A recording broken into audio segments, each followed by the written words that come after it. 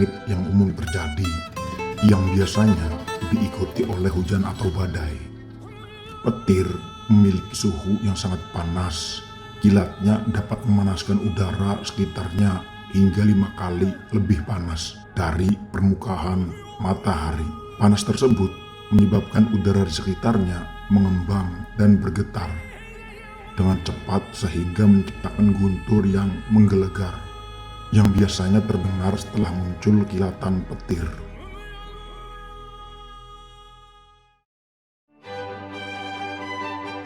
Petir adalah pelepasan listrik yang disebabkan oleh ketidakseimbangan antara awan badai dan tanah, atau ketidakseimbangan di dalam awan itu sendiri.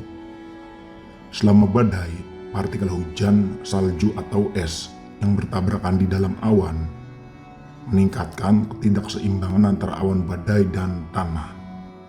Dilansir dari University Corporation for Atmospheric Research, saat kristal es tinggi di dalam awan badai petir mengalir ke atas dan ke bawah di udara yang bergejolak, mereka saling bertabrakan. Partikel kecil bermuatan negatif yang disebut elektron terlempar dari beberapa es dan ditambahkan ke es lain saat mereka menabrak satu sama lain. Ini memisahkan muatan positif dan negatif dari awan. Bagian atas awan menjadi bermuatan positif, sedangkan bagian dasar awan bermuatan negatif. Petir adalah salah satu fenomena alam tertua yang diamati di bumi. Fenomena ini dapat dilihat pada letusan gunung berapi, ledakan nuklir, badai salju yang lebat, badai besar, dan badai petir.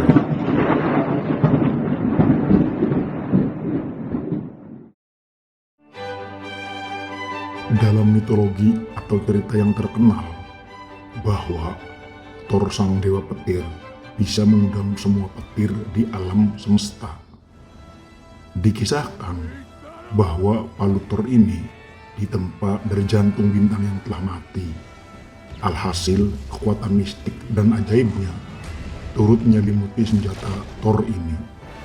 Bahkan Odin menyebut Mjolnir adalah benda ajaib yang tidak akan bisa dihancurkan dengan apapun. Thor pun memang menggunakan palu Mjolnir sebagai senjata penghancur yang kuat. Dalam filmnya, tidak ada satupun benda yang selamat dari kehancuran saat dihantam palu Thor. Selain itu, Thor beserta palunya bisa memanipulasi cuaca.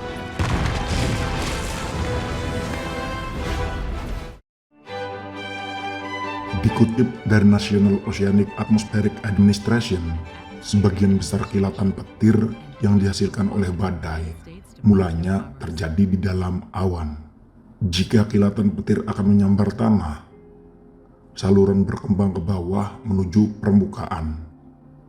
Ketika mencapai kurang dari 100 meter dari tanah, benda-benda seperti pohon dan semak serta bangunan mulai mengirimkan percikan api. Ketika salah satu percikan api menghubungkan saluran yang berkembang ke bawah, arus listrik yang sangat besar mengalir dengan cepat ke bawah saluran ke objek yang menghasilkan percikan.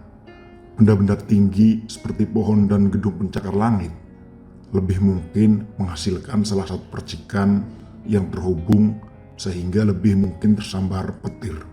Petir merupakan fenomena yang menakjubkan sekaligus berbahaya.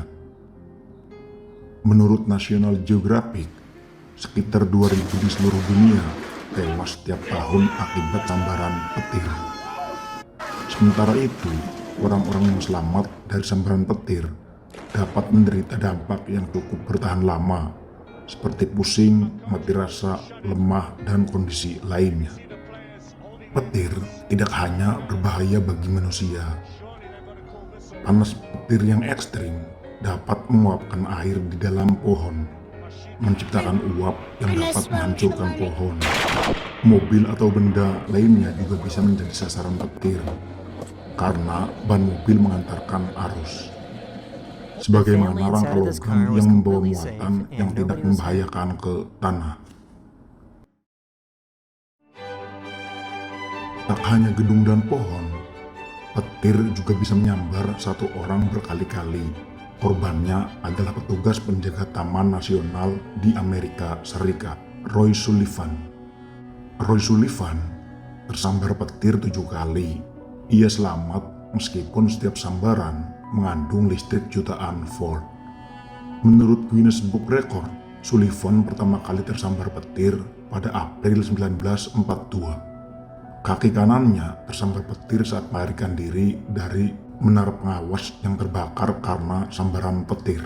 Petir meninggalkan bekas luka yang besar di kaki Sullivan dan jempol kakinya harus diamputasi. Insiden berikutnya terjadi pada Juli 1969, membuat Sullivan pingsan dan menyisakan bekas bakar di alisnya. Petir yang menyambar saat Sullivan mengemudi mobil tersebut juga membuat jam tangannya hancur. Lalu pada Juli 1970, Sullivan tersambar petir saat ada di kebun rumahnya. Kemudian pada April 1972, ia tersambar petir lagi yang membuat rambutnya terbakar. Rambut Sullivan kembali terbakar saat Sullivan tersambar petir pada Agustus tahun 1973. Lalu pada sambaran petir Juni 1973, pergelangan kakinya cedera, rambutnya sekali lagi terbakar. Dan terakhir, dada dan perut Sullivan terbakar gara-gara sambaran petir saat ia memancing pada Juni 1977. Kejadian ini adalah sambaran petir terakhir yang menimpa Sullivan.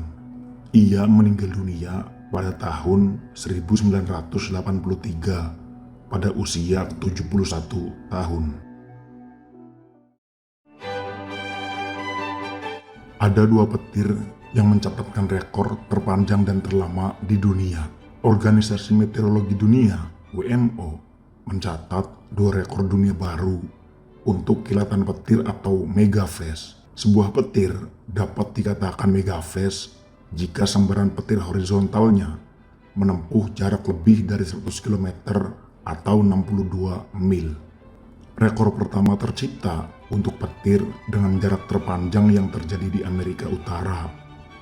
Rekor kedua adalah petir dengan durasi terlama di Amerika Selatan. Megaflash adalah kilatan petir yang sangat besar. Kebanyakan kilatan petir dalam badai hanya menempuh jarak beberapa mil atau lebih. Kini, sebuah megaflash memiliki panjang hingga ratusan mil. Rekor terbaru mencatat kilatan petir yang mencakup jarak horizontal hingga 477 mil atau 768 km selatan dengan durasi lebih dari 17 detik. Kejadian tersebut didokumentasikan pada 31 Oktober 2018 saat badai petir terjadi di Uruguay dan Paraguay Utara.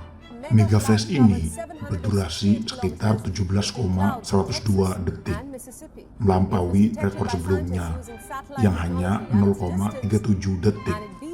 Teknologi tersebut memberikan sudut pandang baru ke aspek yang sebelumnya sulit dipahami. Sebelumnya, durasi dan tingkat kilatan petir direkam dengan jaringan berbasis darat, Lightning Mapping Array.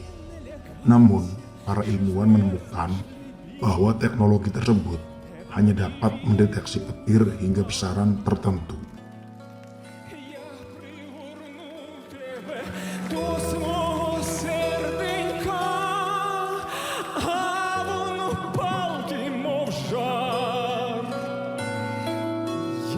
Я